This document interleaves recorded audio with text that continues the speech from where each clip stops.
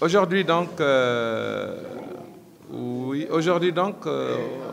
dans les locaux donc, du CNDS, qui est le syndicat confrère au GSPD, qui est donc un syndicat patronal, donc le groupe secteur privé et développement, nous avons tenu une réunion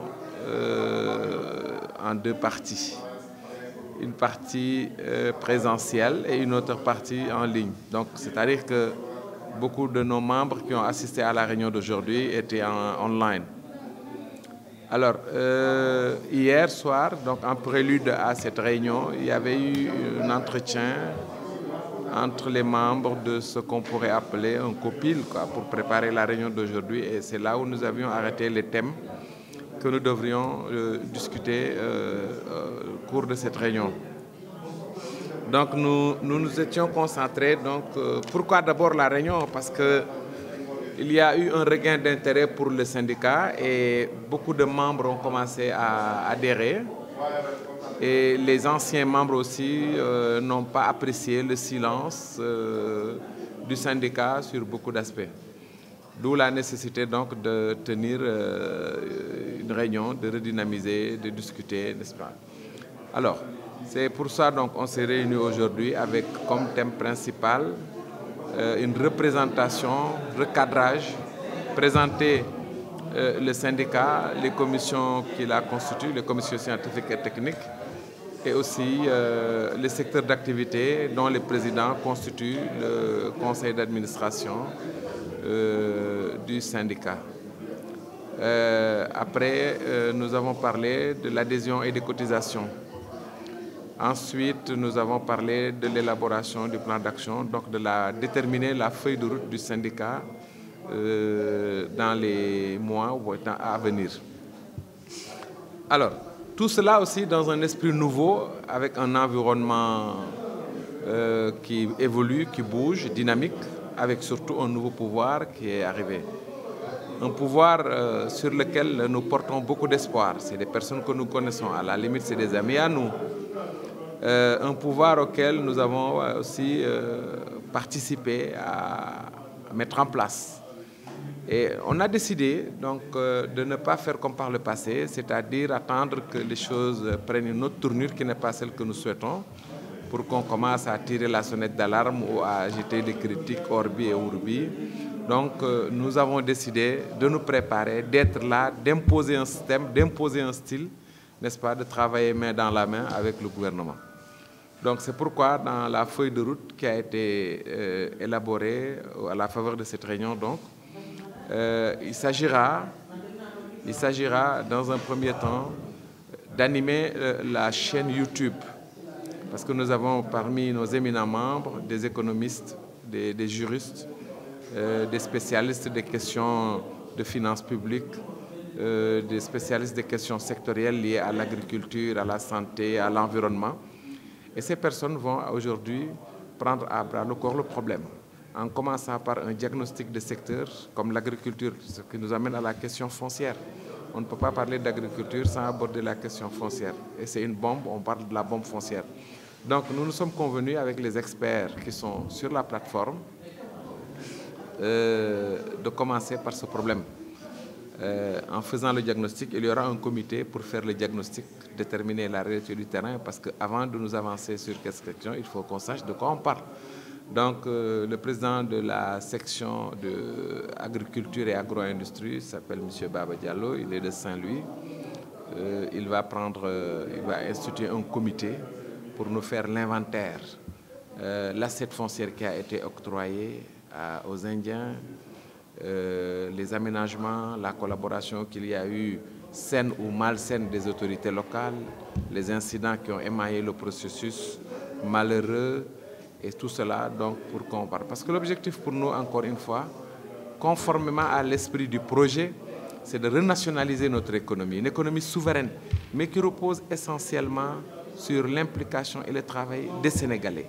Et pour ce faire, nous devrons reprendre ce qui nous appartient et qui a été donc injustement distribuer à d'autres personnes que sont les Indiens. Le Sénégal est devenu, je me rappelle aujourd'hui, le Shanghai des années 30, n'est-ce pas, qui a regroupé toutes les nationalités, les Européens, les Américains, comme tel un vautour, comme nous le disait à l'occasion d'une visite dans le mausolée de Mao. Les puissances étrangères sont venues partager, se dépecer le cadavre. Donc, et c'est ça que nous constatons. Il y a les Marocains, il y a les Turcs, il y a les Indiens, il y a même les Égyptiens qui commencent à faire du bétchek dans le pays. Tu vois.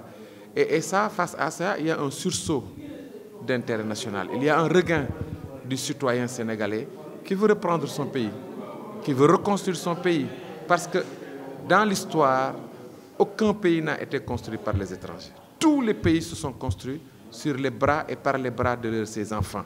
Donc le Sénégalais a des bras valides, le Sénégal a des enfants qui ont des bras valides, qui ont de l'expertise, qui ont du know-how, qui ont de la compétence. Et il s'agit maintenant de les donner tous les outils nécessaires, y compris l'outil foncier. L'outil foncier, autant pour moi, pour développer l'agriculture, pour développer les autres secteurs. Et ce qui prévaut aujourd'hui dans le secteur agricole prévaut dans d'autres secteurs. Dans la pêche, c'est une catastrophe. Et vous retrouvez les étrangers, avec tout ce que cela comporte aussi comme perte et manque à gagner pour le Sénégal. Tout ce qui a été fait avec la complicité de nos autorités politiques. Maintenant, nous n'allons pas laisser ces autorités aller dans le même sillage. Ce que nous voudrions, c'est de jouer un rôle de veille, un rôle d'alerte et de formulation. Et dans tous les secteurs d'activité, nous allons identifier les sachants, nous allons identifier les compétences à ce niveau-là pour que ces personnes puissent élaborer des programmes, élaborer des plans d'action, élaborer aussi des systèmes d'alerte qui nous permettront de pouvoir accompagner le pouvoir en place de manière à éviter les dérives autoritaires, l'ivresse du pouvoir qui peut engendrer des décisions incontrôlées qui va produire des conséquences infinies et incalculables sur le peuple sénégalais. Et c'est ça, pour ça, nous avons donc tenu cette réunion, recadrer le mouvement, recadrer le syndicat, reprofiler son action. Et c'est avec la grâce et la bénédiction de tous nos partenaires que nous avons pu donc tenir cette réunion et nous comptons valoriser et mettre en œuvre les conclusions à la suite donc du compte rendu qui sera fait. Les axes, le list of pending points, n'est-ce pas, sera respecté et tous les actes seront faits. Plus d'un an où nous avons obtenu un agrément du ministère de l'Intérieur. Alors, nous avons été associés à plusieurs activités, par exemple la première préparation du Conseil présidentiel de l'investissement. Nous étions invités par l'APIX, aussi où nous avions envoyé même une délégation à chaque fois sur les différentes thématiques du Conseil présidentiel de l'investissement. Nous avions envoyé nos représentants. Nous étions aussi conviés par la fédération donc, pour assister à l'audience présidentielle pour apaiser le climat social du Sénégal au mois de juin passé. On était présents donc à l'audience avec le président où nous avions pris la parole et dire au président nous notre position par rapport à tout cela. Les mines, le salon des mines aussi on a été donc ainsi que les symposiums qui ont émaillé ce salon, alors qui accompagnent ce salon. Donc le GSPD commence à marquer sa présence dans le monde patronal à chaque fois que de besoin. Récemment, au niveau donc, du Forum Sénégal-Côte d'Ivoire aussi, à l'occasion de la foire de Dakar, le syndicat a été convié à assister à un symposium entre le patronat français, ivoirien, le patronat sénégalais. Donc nous, BDA nous a conviés à cette rencontre. Donc le GSPD commence à prendre ses marques, disons, dans le paysage patronal des organisations patronales et syndicales du Sénégal. Ah oui, là, par rapport au nouveau gouvernement, nous comptons pleinement jouer notre rôle de veille et de conseil.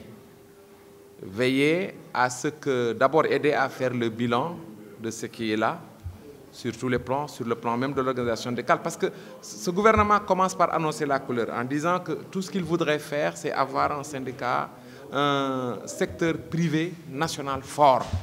Et eux, ils savent qu'un secteur privé national fort ne peut se faire que par l'accompagnement du secteur public qu'ils dirigent. Donc ça, c'est une invite à une coopération saine, franche et ouverte.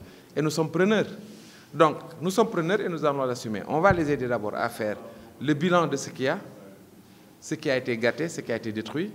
Et nous allons aussi procéder à formuler des solutions. Comment on va reconstruire tout cela dans un esprit de collaboration. Comment nous allons reconstruire tout cela. Et ensuite, faire en sorte que ceci n'arrive plus jamais dans le pays. Et enfin, travailler main dans la main pour aider le gouvernement, aider le nouveau pouvoir à atteindre ses objectifs et à répondre pleinement à la demande sociale. Parce que les gens ont beaucoup d'espoir sur le couple Diomaye-Ousmane Sonko. Le président de la République et son premier ministre. Les Sénégalais fondent beaucoup d'espoir sur leur succès. Et ils n'ont pas droit à l'erreur.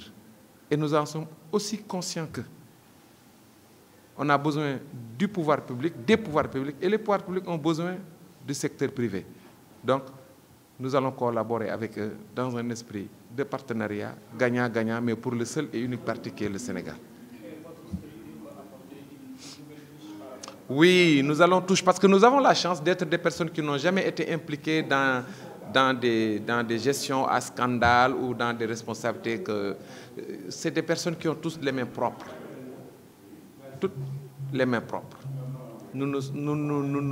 C'est des gens qui ne sont jamais impliqués dans des situations de gestion calamiteuse, de se compromettre avec qui que ce soit. Donc c'est du sang neuf. Absolument, absolument. L'alternance générationnelle est partie, on ne peut plus bloquer. Et l'alternance aussi en matière de pratique. Tu vois, ce n'est pas des laudateurs, ce n'est pas des gens qui cherchent à s'accaparer, à s'enrichir et à partir. Non, nous avons une autre mentalité, une autre façon de voir les choses. À quoi ça me sert d'engranger des milliards alors qu'à côté de moi, c'est la misère et la pauvreté? Alors que si je suis malade, je ne peux même pas trouver un hôpital où je suis censé me soigner correctement. Ou si ma mère ou mon père est malade, je ne peux pas trouver un hôpital qui puisse le soigner correctement. Ça sert à quoi cet argent qui m'enrichit moi et qui appauvrit les autres? Donc, vous voyez bien, une autre façon de penser la politique, une autre façon de penser les richesses du pays. Le patrimoine sénégalais doit revenir à tous les Sénégalais. Et si le GSPD peut participer à l'éveil des consciences, à l'éducation des mentalités, pour que la notion d'enrichissement ne soit plus un enrichissement pur et égoïste, mais un enrichissement national. Que les jeunes Sénégalais soient aussi fiers d'être un Sénégalais qu'un Français l'est, qu'un Turc l'est, etc. Donc, et ça, c'est un travail d'ensemble et qui nécessite beaucoup de pédagogie. Voilà. Alioune Faye, coordinateur national du GSPD. Je suis Mariba Aïdara, je suis économiste, écrivain, ancien ministre chargé des questions économiques et financières à la présidence de la République, ancien coordonnateur de la cellule des grands projets à la présidence, ancien président du conseil de surveillance de l'Agence sénégalaise de promotion des exportations et ancien président du conseil de surveillance du Fonds de mise à niveau. Actuellement, je suis consultante en économie et finances et membre du groupe GSPD, secteur privé et développement.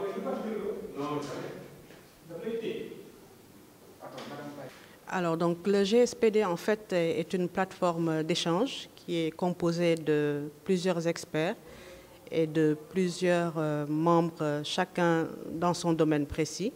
BTP, notaire, agrobusiness, économie, formateur, etc. Et donc, le GSPD se positionne comme en fait un groupement, disons même un syndicat, qui vise donc un partenariat gagnant-gagnant avec les pouvoirs publics. Nous voulons aussi plateforme de veille, donc veiller sur les politiques publiques et puis aussi conseil au gouvernement. C'est-à-dire que nous veillons sur les politiques mises en place et nous formulons aussi des recommandations allant dans le sens d'améliorer le secteur privé et le développement du Sénégal dans son ensemble.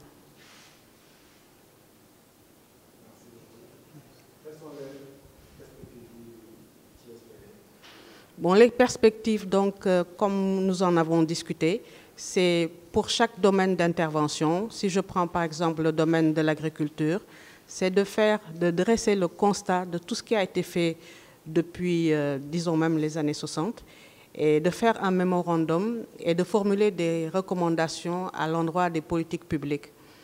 Quand on parle de l'agriculture, vous savez que le Sénégal est un pays essentiellement agricole, parce qu'on dit que quand l'agriculture va, tout va au Sénégal.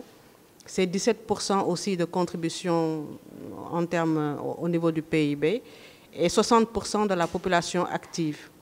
Donc, on ne peut pas développer le Sénégal sans développer l'agriculture. Alors, l'agriculture fait face aussi à plusieurs contraintes depuis lors. Il y a d'abord la maîtrise de l'eau. Il faut maîtriser l'eau et il faut aussi régler la question foncière, qui est une question très délicate et qui est même une bombe sociale.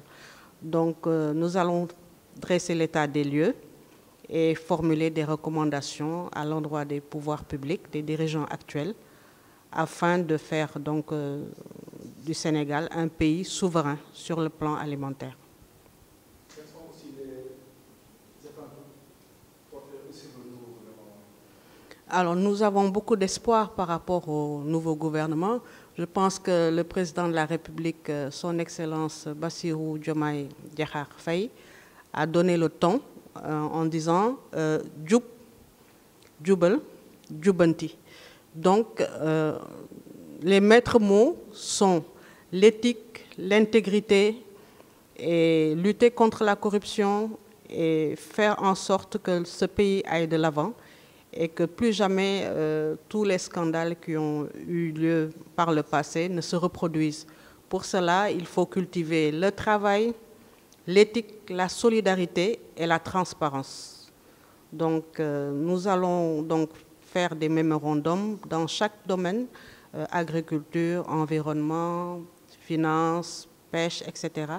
Et donc les soumettre à la très haute attention du président de la République et de Monsieur le Premier ministre Ousmane Sonko, et donc de voir dans quelle mesure nous pourrons donc apporter notre contribution, parce qu'ils ont dit qu'ils voulaient des gens donc propres, aux mains propres, intègres et compétents, et je pense que le GSPD regorge de gens compétents, intègres et aux mains propres. Voilà.